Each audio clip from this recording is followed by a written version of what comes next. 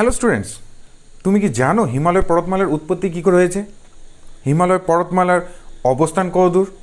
হিমালয় পর্বতমালার বিস্তৃতি কত দূর? যদি না জেনে থাকো তাহলে আজকের ভিডিওর মাধ্যমে আমরা চলে জেনে নিই।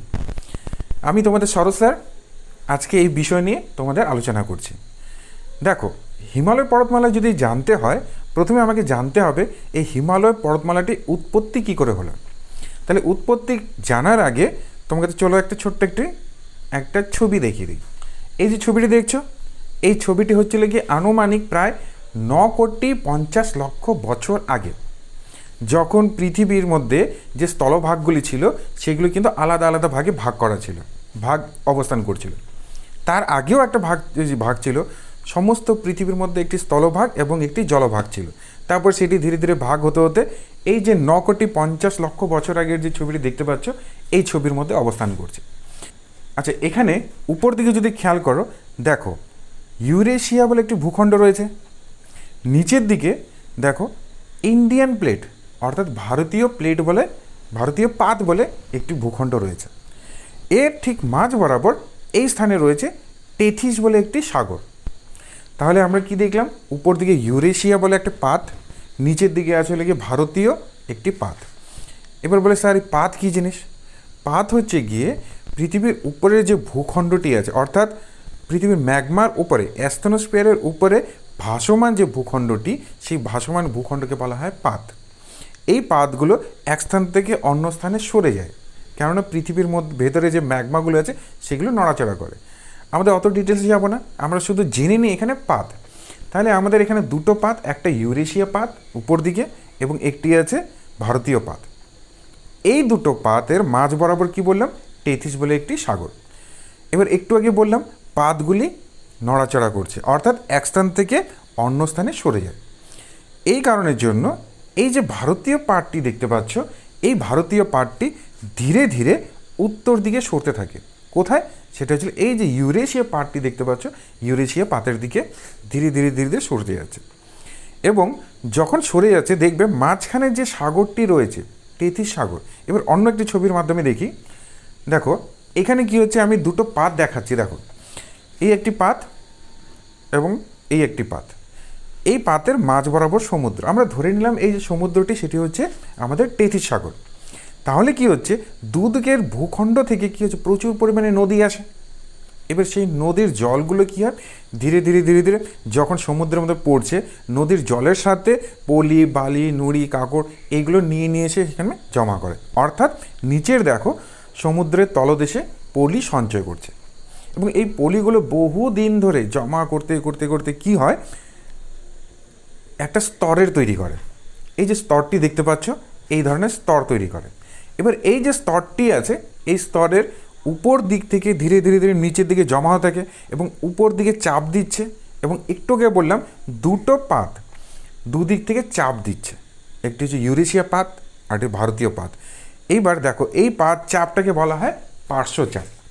এবার এই যে পার্শ্বচাপের ফলে মাঝের যে পলিটি জমে গিয়েছিল সেটি বহুদিন ধরে জমে জমে জমে জমে পাললিক শিলায় পরিণত হয়।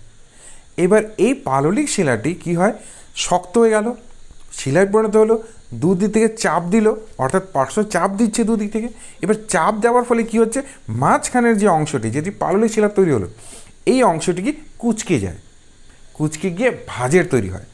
ভাঁজ হয়ে গিয়ে সেই স্থানটি উঁচু হয়ে যায় এবং উঁচু হয়ে গিয়ে এই যে ভঙ্গিল পর্বত তৈরি করে। এবং এই ভঙ্গিল পর্বতেরই একটা উদাহরণ হচ্ছে আমাদের হিমালয় পর্বতমালা। তাহলে এইবার পরের ছবিতে দেখি। দেখো এখানে ঠিক দেখতে পাচ্ছ নিচের দিকে আসলে ইন্ডিয়ান অস্ট্রেলিয়ান প্লেট, যেটিকে আমরা ভারতীয় পাত বলছি, এবং আরেকটি দেখতে পাচ্ছি ইউরেশিয়া পাত। এখানে কি হচ্ছে, ভারতীয় পাত ধীরে ধীরে ইউরেশিয়া পাতের নিচে ঢুকে গেল, অর্থাৎ মাঝখানে চাপা গিয়ে গেছে। আচ্ছা, তার আগে বলে দিই এই ভারতীয় পাত আর ইউরেশিয়া পাত, এই দুটো পাতের মাঝখানে কী ছিল? টেথিস। এবার টেথিসের মাঝখানে কী হয়েছিল? পলি এসে জমা হয়েছিল, জমা হয়ে হয়ে শক্ত পাললিক শিলা তৈরি করছে। এরপর কি হচ্ছে, এই ইন্ডিয়ান প্লেট ভারতীয় পাতটি যখন এর মধ্যে প্রবেশ করার ফলে মাঝের যে অংশটি আছে সেই অংশটি উঁচু হয়ে গিয়ে হিমালয় পর্বতমালা তৈরি করলো। এবং এই হিমালয় পর্বতমালা যেহেতু ভাঁজের ফলে তৈরি হয়েছে, সুতরাং এটাকে আমরা বলবো ভঙ্গিল পর্বত। তাহলে আমরা হিমালয় পর্বতমালা দেখলাম উৎপত্তি কী করে হলো। তবে সব ইন্টারেস্টিং বিষয়, হিমালয় পর্বতমালা কিন্তু এখনও ধীরে ধীরে ধীরে ধীরে উপর দিকে উঠছে, অর্থাৎ এর মানে বেড়ে যাওয়াটি এখনও কিন্তু থামেনি। ধীরে ধীরে ধীরে প্রত্যেক বছর সামান্য কয়েক সেন্টিমিটার করে ধীরে ধীরে ধীরে উপর দিকে উঠছে, কেননা আমাদের ভারতীয় পাতটি ধীরে ধীরে ইউরেশিয়া পাতের দিকে প্রবেশ করছে। তার জন্যই এই যে আমাদের হিমালয় পর্বতমালা, এটাকে কিন্তু নবীন ভঙ্গিল পর্বতমালা বলা থাকে, কিংবা আমি যদি ইংরেজিতে বলি তখন সেটা বলা হয় থাকে ইয়ং ফোল্ডেড মাউন্টেন। ক্লিয়ার হয়ে গেছে? তাহলে হিমালয় পর্বতমালা আমাদের কী করে সৃষ্টি হলো। তাহলে এবার যদি আমি বলি এটা কোথায় তৈরি হয়েছে, তখন সেটা আমরা বলবো এশিয়া মহাদেশ। এশিয়া মহাদেশের নিচে রয়েছে ভারত, ভারতের ঠিক উপর দিকে, এবং চীন এর নিচের দিকে। তাহলে এইটুক জায়গার মধ্যে ভালো করে একটু খেয়াল করে দেখো, এটি হলো অর্ধচন্দ্রাকৃতি। এবার অর্ধচন্দ্রাকৃতি কি, চাঁদ যেরকম একটু উল্টো হয়ে থাকে, অর্ধেক হয়ে থাকে, ঠিক একই রকমভাবে অর্ধেকের মতো অবস্থান করছে, এই জন্য এটাকে বলা হয় অর্ধচন্দ্রাকৃতি। বোঝা গেছে কি? তাহলে কোথায় অবস্থান করছে? এবার আমরা জানবো এর বিস্তৃতি, অর্থাৎ কদূর থেকে কদূর পর্যন্ত বিস্তৃত হয়েছে।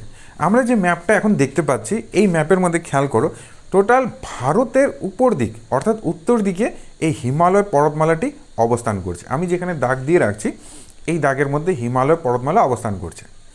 কদূর অবস্থান করছে? যদি আমরা দেখি পশ্চিম দিকে ঠিক এই জায়গাটি, এখানে একটি পর্বত শৃঙ্গ আছে, যেটিকে বলা হয় নাঙ্গা পর্বত, যেটি এখন বর্তমানে পাক অধিকৃত কাশ্মীরে রয়েছে। নাঙ্গা পর্বত থেকে আমি যদি পূর্ব দিকে চলে যাই, তাহলে এখানে একটি পর্বত শৃঙ্গ আছে, যেটি হচ্ছে নাম চাবার ওয়া পর্বত। আমি আবার বলছি, নাম চাবার ওয়া পর্বত। তাহলে দুটো নামের মধ্যে মিল দেখো, দুটোর মধ্যে কি ন আর ন আছে। নাঙ্গা পর্বত পশ্চিমে, এবং পূর্ব দিকে যদি চলে যাই তাহলে সেটি হচ্ছে গিয়ে নাম চাবার ওয়া পর্বত। তাহলে এই দুটো পর্বতের মাঝ বরাবর স্থানের মধ্যে আমাদের হিমালয় পর্বতমালাটি অনেকটা অর্ধচন্দ্রাকৃতি করে অবস্থান করছে। এবার যদি বলি, আচ্ছা বলো তো তাহলে কোন কোন দেশের মধ্যে আছে। তাহলে প্রথমে একটি বললাম যেখান থেকে স্টার্ট হলো, সেটি কোথায়? সেটি ছিল পাক অধিকৃত কাশ্মীরে রয়েছে, অর্থাৎ পাকিস্তানে অধিকৃত করে রাখছে যেটি স্থানটি, সেই পাক অধিকৃত কাশ্মীর রয়েছে। দ্বিতীয়টি হয়েছে আমাদের জম্মু কাশ্মীর, বর্তমানে হচ্ছিল গিয়ে কেন্দ্রশাসিত অঞ্চল, অর্থাৎ ভারতের একটি কেন্দ্রশাসিত অঞ্চল, সেটি হচ্ছিল জম্মু কাশ্মীর। তারপর রয়েছে হিমাচল প্রদেশ, তারপর রয়েছে উত্তরাখণ্ড। উত্তরাখণ্ডের পর ভারতবর্ষ পার করে এবার প্রবেশ করছিল নেপালে। এবার নেপাল থেকে শুরু করে নিয়ে টোটাল নেপাল হিমালয় পর্বতমালার মধ্যে অবস্থান করছে। নেপালের পর আবার ভারতবর্ষে প্রবেশ করছে। ভারতবর্ষের মধ্যে একটি রাজ্য, সেটি হলো সিকিম।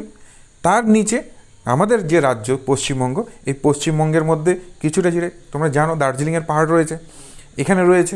এবার দার্জিলিংয়ের পর আমরা পূর্ব দিকে যদি চলে যাই তাহলে চলে যাবো ভুটান। ভুটান অবস্থান করছে। ভুটানের পর আবার ভারতবর্ষে প্রবেশ করছে। ভারতবর্ষের এবার আরেকটি অঙ্গরাজ্য, সেটি হচ্ছে অরুণাচল প্রদেশ। এবং অরুণাচল প্রদেশের শেষ সীমানায় আমাদের নাম চাবারওয়া পর্বতশৃঙ্গ যেটি, সেটি রয়েছে। এবং তার সাথে উপর দিকে যদি আমরা দেখি তাহলে চীনের তিব্বতের যে অংশটি, সেই অংশটির মধ্যে অবস্থান করছে।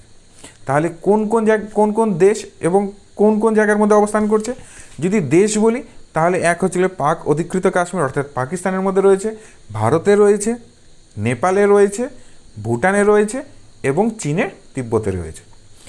এই কয়েকটি হলো দেশ। এবার যদি বলি ভারতের কোন কোন অঙ্গরাজ্যের মধ্যে রয়েছে, তাহলে প্রথমে কি বলবো? জম্মু কাশ্মীর। না, বর্তমানে কিন্তু জম্মু কাশ্মীর অঙ্গরাজ্য নয়, বর্তমানে জম্মু কাশ্মীর হচ্ছে কেন্দ্রশাসিত অঞ্চল। তাহলে রাজ্যের কথা যদি বলি, হিমাচল প্রদেশ, উত্তরাখণ্ড, তারপর সিকিম, তার সাথে পশ্চিমবঙ্গের কিছু অংশ এবং অরুণাচল প্রদেশ, এবং তার সাথে অরুণাচল প্রদেশের সাথে কিছুটা অংশ আসামের মধ্যে পড়েছে। তাহলে আমাদের টোটাল বিষয়গুলি আমরা এখানে জেনে নিলাম, কোথায় কোথায় অবস্থান করছে, কি করে অবস্থান করছে। আশা করি তোমার কাছে টোটাল হিমালয়ের যে কনসেপ্টটি, উৎপত্তি এবং অবস্থানটি ক্লিয়ার হয়ে গেছে। নেক্সট ভিডিওর মাধ্যমে আমরা প্রত্যেকটির ভাগগুলো সেগুলো এক এক করে জানব।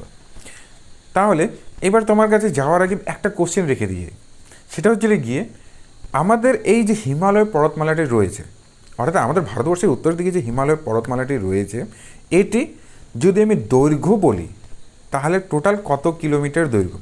যদি জানা থাকে তাহলে মেসেজ বক্সে লিখে দিও, আমি নেক্সট ভিডিওর মাধ্যমে ভিডিওর মধ্যে সমস্ত কিছু আলোচনা করে দেব। এবং হিমালয়কে প্রস্থ বরাবর কয়টি ভাগে ভাগ করা হয় এবং দৈর্ঘ্য বরাবর কয়টি ভাগে ভাগ করা হয় সেইগুলি আমরা আলোচনা করব নেক্সট ভিডিওর মাধ্যমে। আজকে এতটুকু থাক, নেক্সট ক্লাসে আবার দেখা হচ্ছে।